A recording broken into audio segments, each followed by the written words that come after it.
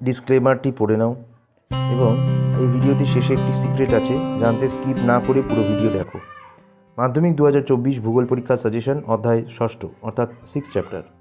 এই চ্যাপ্টার থেকে মান 2 ও মান 3-এর প্রশ্ন দেবো এবং মান 2-এর যে প্রশ্ন সেটা হলো দূর সংবেদন, তড়িৎ চুম্বকীয় বর্ণালী কী, প্ল্যাটফর্ম কী, ছদ্ম রং বলতে কী বোঝো, সংবেদক কাকে বলে, বিভেদন কাকে বলে, ভূবৈচিত্র্য সূচক মানচিত্র কাকে বলে, স্পট হাইট বলতে কী বোঝো, সমোন্নতি রেখা কাকে বলে বা সমোন্নতি রেখা বলতে কী বোঝো।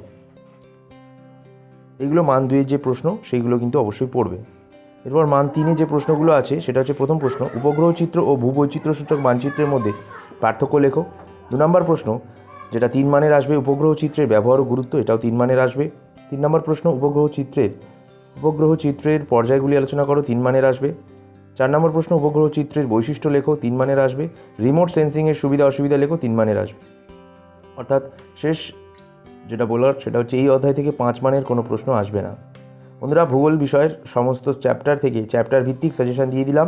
আমরা প্লেলিস্ট কিন্তু খুব শীঘ্রই তৈরি করে দেবো এর, এবং তোমরা কিন্তু চ্যানেল থেকে প্লেলিস্টের লিঙ্ক কমিউনিটিতেও দেওয়া থাকবে এবং প্রতিটা ভিডিওর কমেন্টের ফার্স্ট পিন করা থাকবে।